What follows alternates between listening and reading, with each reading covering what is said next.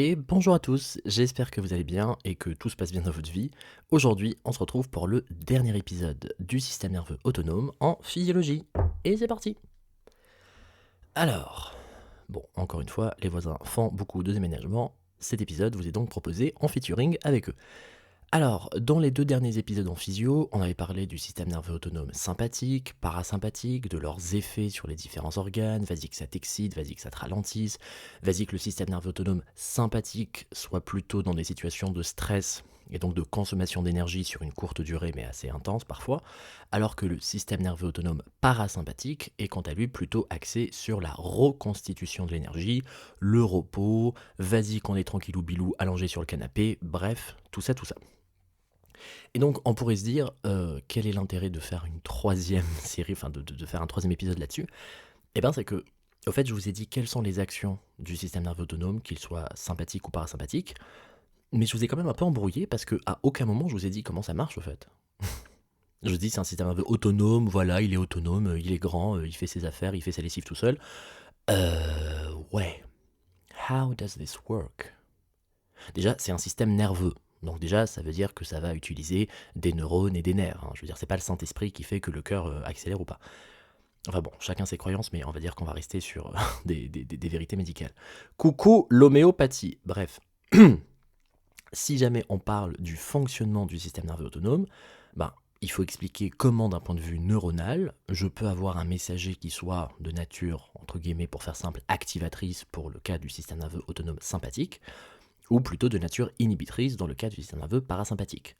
Je mets des entre parenthèses parce que ça dépend quel organe.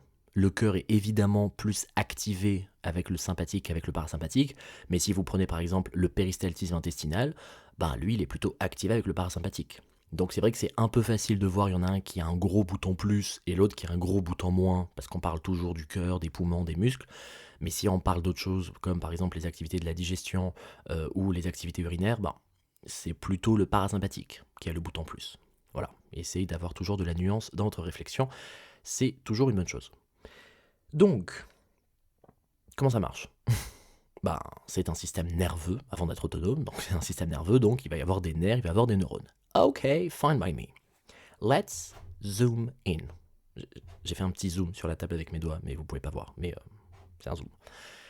Qu'est-ce qui va se passer concrètement? Eh bien, concrètement, on est dans un système nerveux autonome qui, pour rappel, fait partie des voies efférentes du système nerveux parasympathique. Efférente, c'est-à-dire je sors du SNC vers l'extérieur, alors que afférente, c'est je démarre de l'extérieur et j'arrive vers le SNC. SNC qui signifie système nerveux central, pour rappel. Donc, on est dans des voies efférentes qui sortent, d'accord? Ben, si ça sort du système nerveux central, ça veut dire qu'il faut qu'il y ait un truc dans le système nerveux central. Si ça sort de là, c'est qu'il faut qu'il y ait au moins un petit truc qui commence par là. Je veux dire, il n'y a pas de connexion NFC. Il faut qu'il y ait quand même quelque chose qui débute dans le SNC et qui va sortir. Et ce qui débute dans le SNC, c'est le premier neurone qui m'intéresse, qu'on va appeler, avec grand suspense, le neurone 1. Voilà, je n'ai pas cherché midi 14h. Et ce neurone 1 va avoir son corps cellulaire présent au niveau du système nerveux central, c'est-à-dire encéphale plus moelle épinière, mais son axone qui va sortir du SNC, c'est-à-dire qu'il va quitter soit la botte crânienne, soit la moelle contenue à l'intérieur de la colonne vertébrale, pour pouvoir venir faire synapse avec un deuxième neurone, qu'on va appeler, avec grand suspense, le neurone 2, et ce neurone 2 va donc faire synapse avec le neurone 1, entre l'axone du neurone 1 et le corps cellulaire du neurone 2, il y aura donc la synapse qui m'intéresse. Et ce neurone 2 va avoir, quant à lui, toujours un axone qui va continuer son prolongement, et cet axone qui va venir faire synapse avec, eh bien, avec l'organe d'intérêt. Donc avec le cœur, avec les poumons, avec, je sais pas moi, avec les muscles, avec les yeux, avec les fibres musculaires qui permettent de contracter la pupille, soit les fibres radiaires, soit les fibres concentriques. Bref, donc, avec l'organe où, où il va y avoir du coup cet effet. Donc, je sais pas, la tachycardie, la bradycardie, la bronchoconstriction, la bronchodilatation, etc., etc. Et donc, quand on regarde ce système, finalement, c'est pas si délirant que ça. Il y a juste deux neurones qui se font suite, avant de communiquer directement avec l'organe. Donc bon, c'est pas un grand neurone qui fait un grand axone de l'intérieur de l'encéphale ou de la moelle épinière jusqu'à l'organe en question. Il va y avoir une petite synapse. Bon, c'est rien d'incroyable, on est d'accord. Mais on va s'amuser à se poser la question, quelles sont les différences qu'on observe entre le système nerveux sympathique et parasympathique? Parce que les deux vont avoir la succession neurone 1 plus neurone 2, les deux vont avoir la première synapse qui se forme entre neurone 1 et neurone 2, et la deuxième synapse qui se forme entre neurone 2 et l'organe. Donc face à ces points communs, à quel moment ça diverge? Donc à quel moment il va y avoir la différence? Parce que mine de rien, entre avoir le cœur qui bat plus vite et le cœur qui bat plus lentement, oui, ce serait quand même bien de mettre un petit onglet en mode attention, il y a une différence. Donc là, je vous ai parlé du point commun. Les différences sont au nombre de 2. Pour faire simple et pour spoiler un petit peu l'épisode, la première différence, c'est la longueur des axones. Et la deuxième différence, c'est les neurotransmetteurs au niveau de la deuxième synapse. Alors, il y a déjà eu un cours sur Pastapass, il y a même eu 2 cours d'ailleurs, sur la transmission synaptique, et la transmission synaptique dans le premier épisode, et la modulation de la transmission synaptique dans l'épisode qui suit. Donc bon, si vous avez écouté ces épisodes-là, vous devez être quand même plus ou moins à jour de ce que représente une synapse, de ce que c'est le neurone 1 ou le neurone présynaptique, le neurone 2 ou le neurone post-synaptique, et surtout vous savez ce que c'est qu'un neurotransmetteur. Neurotransmetteur, c'est une molécule, je vais dire une molécule chimique, tout est chimie, c'est une molécule qui initialement est contenue au niveau de vésicules présents au niveau du neurone présynaptique, et qui, suite à leur libération dans la fente synaptique, vont venir se fixer sur des récepteurs post-synaptiques, situés cette fois-ci donc au niveau des neurones post-synaptiques, merci du scoop, donc le neurone 2, pour avoir une action. Donc les neurotransmetteurs les plus connus, c'est par exemple noradrénaline, adrénaline, dopamine, glutamate, GABA, sérotonine, histamine. Voilà, je pense que j'ai dû citer les 7 plus importants. Et donc ces neurotransmetteurs vont avoir une action pharmacologique, physiologique, lorsqu'ils se fixent à leur récepteur post-synaptique. C'est ce qu'on a vu. Bien. Alors je vous rassure, cet épisode ne va pas devenir un grand épisode de pharmacologie parce que de toute façon, on va devoir en parler dans la saga ICM. Donc on se rassure, ça ne sera pas un truc de fou furieux. Mais enfin, on va quand même parler de 2 grandes familles de récepteurs. D'un côté, on va parler des récepteurs canaux ou du récepteur canal, RC. Et de l'autre côté, on va parler des fameux récepteurs couplés à protéine G, les RCPG. Alors, je dis couplé à protéine G, on peut dire couplé à une protéine G, enfin bon bref. C'est surtout le RCPG qui compte, Le fait de rajouter un A, un au milieu, on va dire qu'on s'en fout un peu. Donc, d'un côté le récepteur canal, de l'autre côté le récepteur couplé à protéine G. On commence avec le premier. Un récepteur canal. Bon voilà, j'ai tout dit au fait. La réponse est dans le nom. C'est un récepteur qui est un canal. Donc le canal, il peut être ouvert, tout comme il peut être fermé. Le canal démarre le plus souvent en position fermée. Lorsqu'un ligand agoniste vient se fixer sur ce récepteur canal, sur ce RC, le canal va s'ouvrir. Alors, soit il va s'ouvrir, soit il va avoir une fréquence d'ouverture plus importante. Bon, pour faire simple, le canal va être plus ouvert lorsque l'agoniste va venir se fixer. Et donc, si le canal est ouvert, ce qui va se passer, c'est qu'il va y avoir un mouvement ionique. On se rappelle de ce qu'on a dit plus tôt. Alors, je ne sais plus dans quel épisode on avait parlé. Je crois que c'était le tout premier épisode de physiologie d'ailleurs, sur les compartiments liquidiens. On avait parlé du transport passif. C'est quoi le transport passif? C'est le fait qu'un composé va migrer de l'endroit où il est le moins concentré, de l'endroit où il est le plus concentré, vers l'endroit où il est le moins concentré. Si vous invitez des gens chez vous pour votre anniversaire, il y a 20 personnes dans le salon, il n'y a personne dans la chambre. Au moment où vous ouvrez la porte de la chambre, les gens vont aller du salon vers la chambre. Ils vont pas faire le chemin inverse, ils vont essayer d'occuper le maximum d'espace pour être le plus à l'aise possible. Les molécules, c'est pareil. Et donc concrètement, si jamais il y a un déséquilibre de concentration de certains ions, notamment pour le sodium et le potassium, alors pas de panique, on verra ça dans les prochains cours sur le potentiel membranaire et même sur les transports membranaires en physiologie sur Pastapass, mais clairement, par exemple, le sodium est beaucoup plus concentré à l'extérieur de la cellule qu'à l'intérieur. Le potassium est beaucoup plus concentré à l'intérieur de la cellule qu'à l'extérieur. Et cet équilibre est maintenu par, par un principal mécanisme qu'on appelle la pompe NAK-ATPase. Bon, tout ça sera vu plus tard. Mais en d'autres termes, si jamais il y a une telle différence de concentration des ions, tu peux être sûr, mon brave ami, que le moment où tu vas ouvrir la porte qui mène de la chambre au salon, le moment où tu vas ouvrir le canal de ce récepteur canal parce qu'il a fixé un récepteur agoniste, un ligand agoniste, si le canal est ouvert, c'est que j'ai ouvert la porte entre le salon et la chambre et que du coup les gens vont bouger. Alors il y a des récepteurs qui vont laisser plutôt passer le sodium, des récepteurs qui vont plutôt passer le chlore, etc.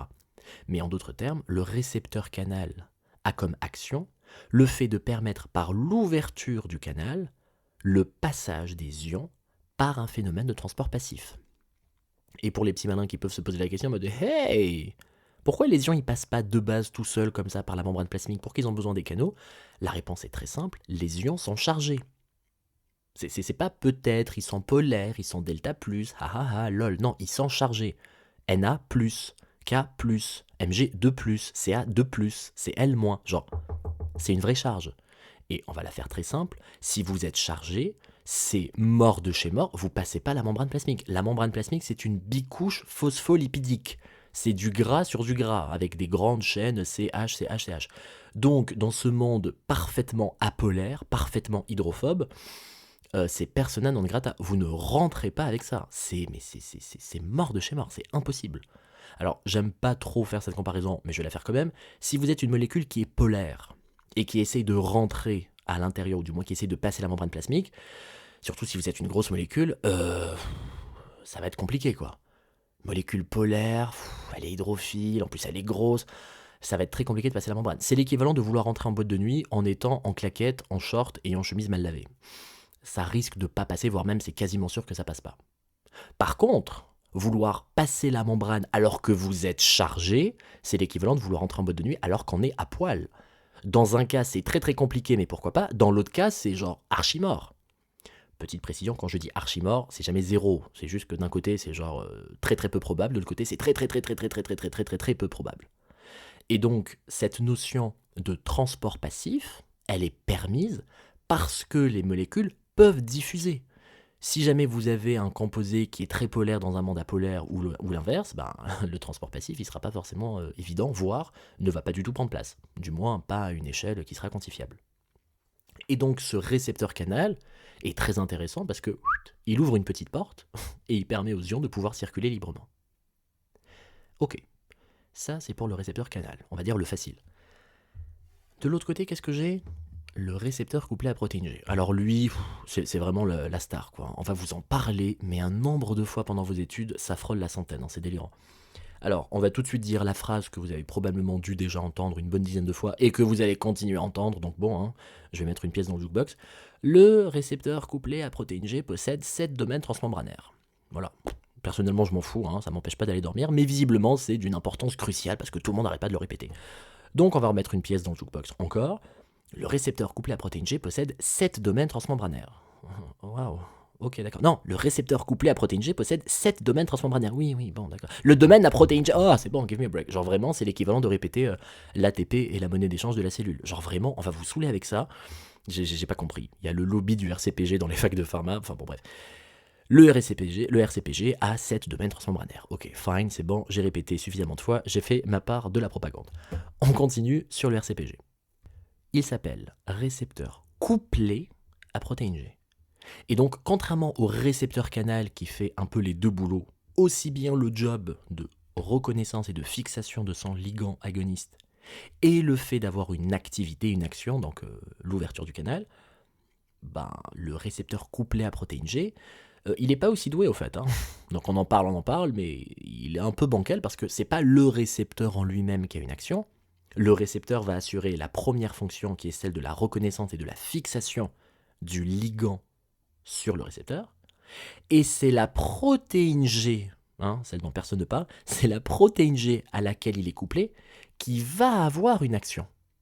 Et donc le plus souvent avec des phénomènes de phosphorylation à l'intérieur de la cellule, la protéine G qui a qui est de base localisée au niveau intracellulaire, c'est cette protéine G qui va permettre d'avoir l'action, qui va permettre d'avoir la cascade de signalisation, qui permet d'avoir, une élévation ou une diminution de la concentration de l'AMP cyclique et qui va permettre d'avoir tel ou tel effet. Bon, je ne vais pas vous embrouiller davantage. N'hésitez pas à me dire par message sur Instagram, passe.ta.passe, si jamais vous voulez que je fasse des épisodes un peu spéciaux sur les récepteurs canaux, les récepteurs couplés à protéine G, etc., pour essayer d'en parler davantage. Mais bon, pourquoi est-ce que je suis en train de vous faire chier avec ça ?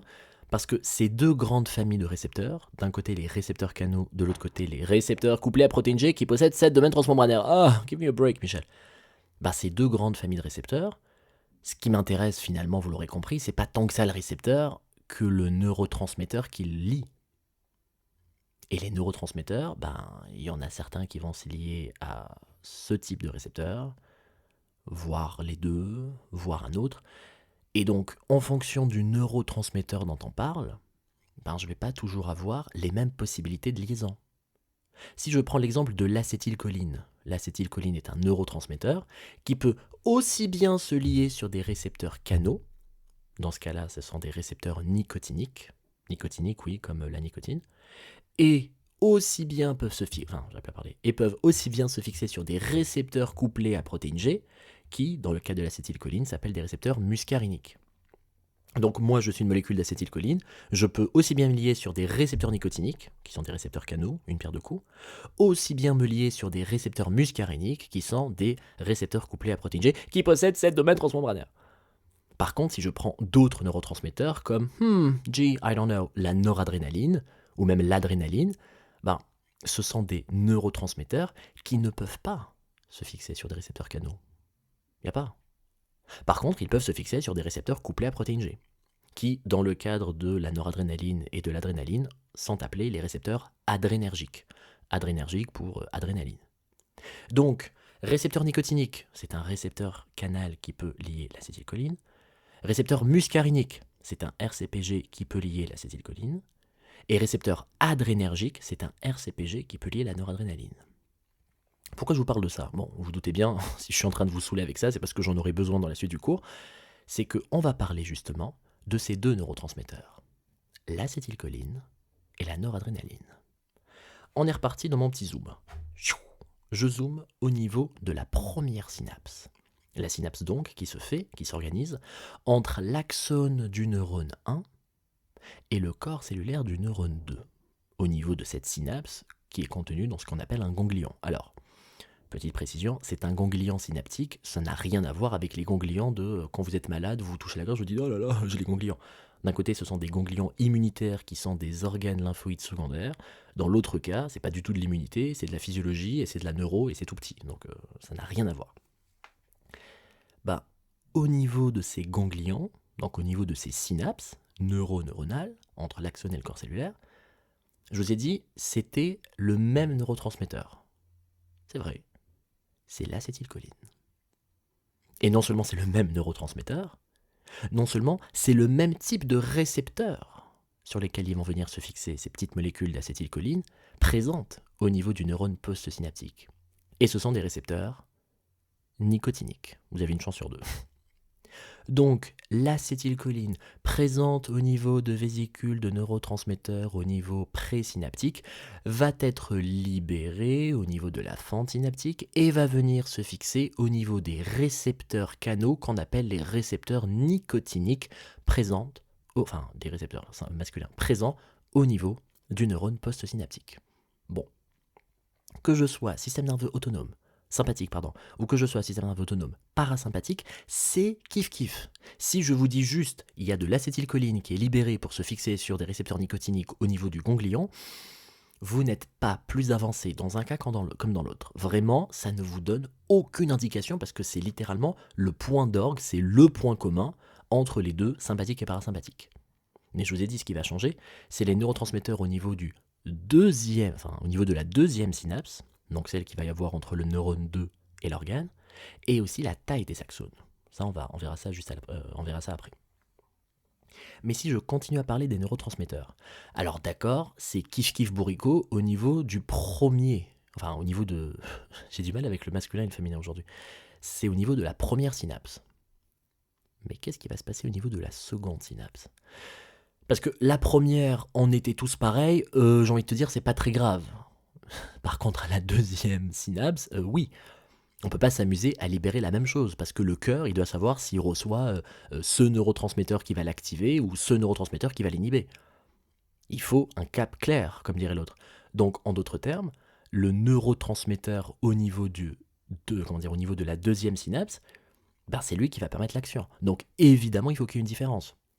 C'est comme si je vous disais, par exemple, quand vous étiez au collège, première synapse, vous faisiez tous les mêmes matières.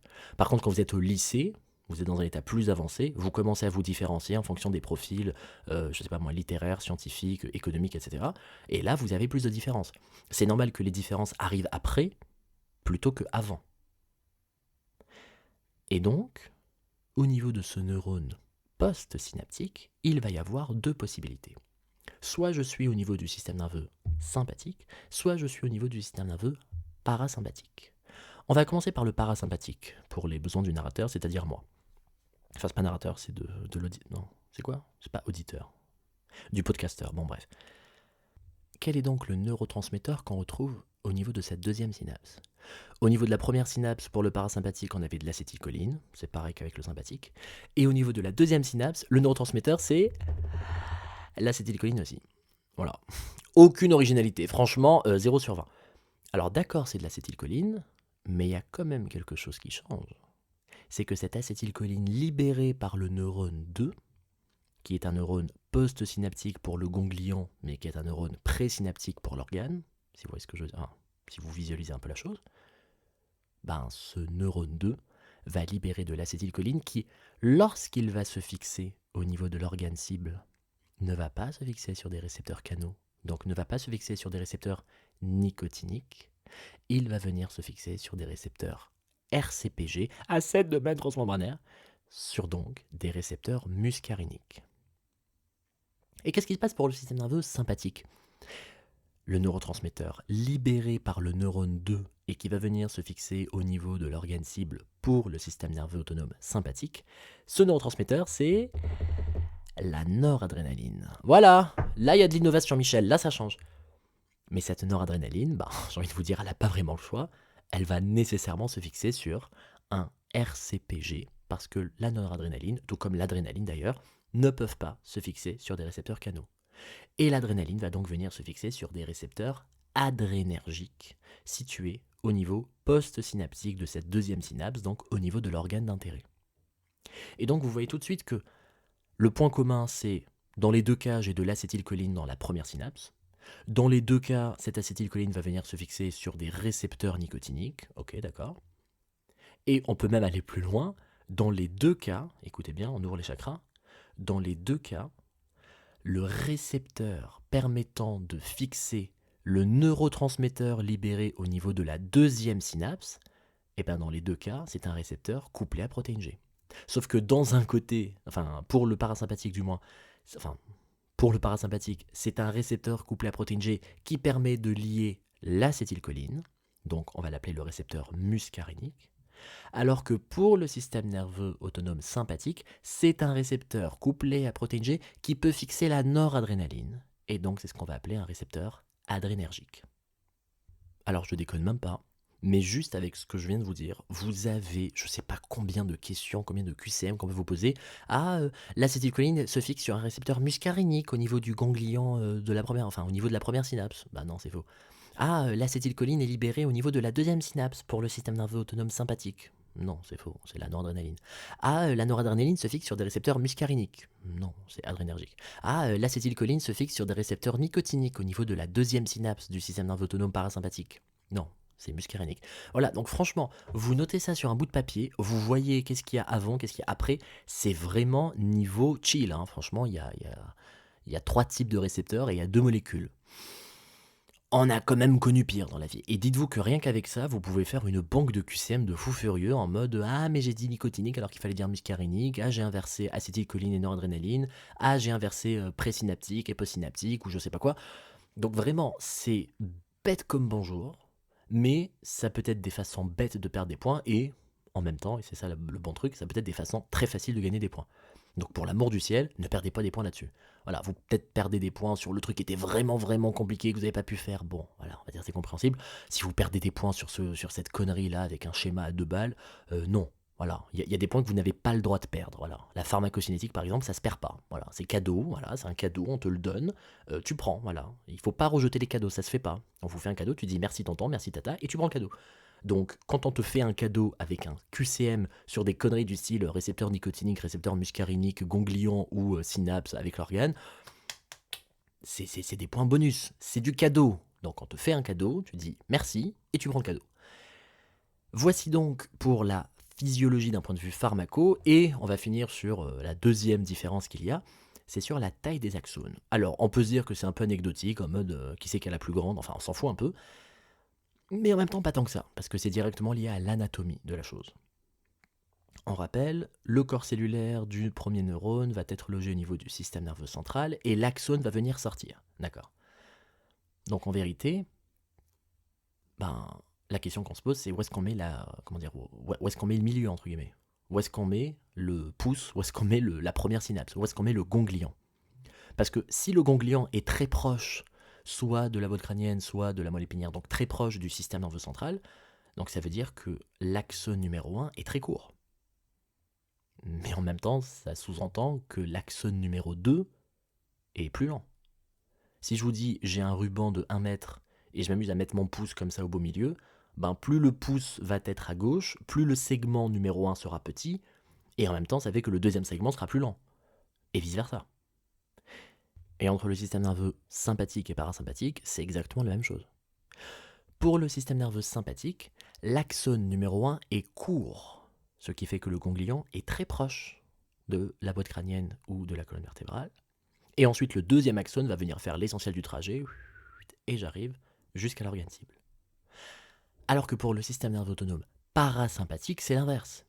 Le premier axone est très lent, je sors, je m'éloigne, on va loin, il n'y a pas de souci. Ensuite, il y a le ganglion, et juste après, avec un très court axone, je viens me communiquer avec l'organe. Et donc, le ganglion est très proche du système nerveux central dans le cadre du système nerveux sympathique, alors que le ganglion est plutôt proche de l'organe cible dans le système nerveux parasympathique. Vous gardez ça en tête, vous gardez le fait que l'acétylcholine soit dans les deux cas libérée au niveau du ganglion pour se fixer sur un récepteur nicotinique. Vous gardez en tête que l'acétylcholine se fixe sur des récepteurs muscariniques pour la deuxième synapse du parasympathique, et que pour cette même deuxième synapse du sympathique, c'est plutôt c'est de la noradrénaline qui se fixe sur des récepteurs adrénergiques, que dans la première synapse, c'est toujours du récepteur canal, que dans la deuxième synapse, c'est toujours du récepteur couple à protéine G qui possède cette domaine transmembranaire, lol. Franchement, vous gardez ça en tête, vous avez l'essentiel de ce qu'il faut comprendre sur l'anatomie et la physiologie du système nerveux autonome. Voilà qui conclut donc cette merveilleuse saga sur le SNA en physio. Bon, je pense que c'était le troisième et le dernier cours, parce qu'il ne faut pas abuser des bonnes choses.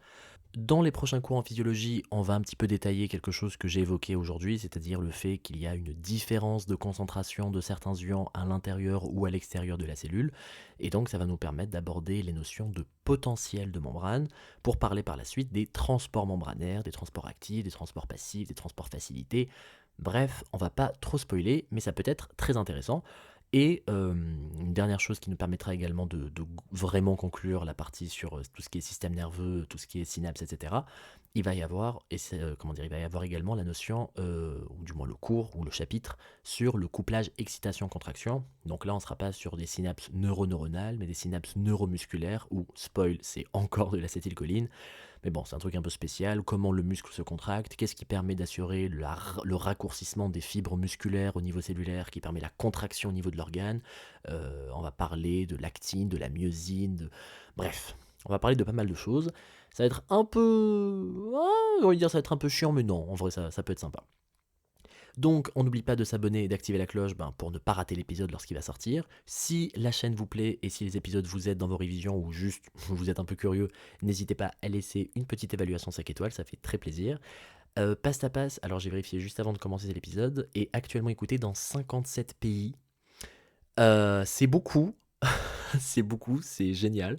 Merci beaucoup, il y a plusieurs milliers d'écoutes, il y a plusieurs pays et chaque jour je m'amuse à regarder. Là, les derniers pays en date, c'est le Danemark et la Suède. Donc je sais pas dire bonjour en danois ni en suédois, mais bon, je vais le dire en anglais. Hello to you. Quoique c'est complètement random. Si vous écoutez, c'est que vous comprenez le français, donc je peux continuer à parler français. Mais bon, bref, où que vous soyez, d'ailleurs, blague à part, si ça vous dit de m'écrire très rapidement sur Instagram d'où vous écoutez, parce que j'ai les statistiques, on va dire, assez générales, mais je sais pas, est-ce que vous écoutez sans faire exprès? Est-ce que ça vous plaît vraiment? Est-ce que vous êtes à la fac? Est-ce que vous êtes curieux? Bref, ça me ferait très plaisir de vous écouter et de vous écrire sur Insta, donc n'hésitez pas, passe.ta.passe. J'espère que tout va bien dans votre vie, et en attendant de vous parler très prochainement, eh ben je vous embrasse, et je veux dire je vous embrasse et je vous fais des bisous, mais c'est un peu une répétition, donc juste bisous. Salut tout le monde.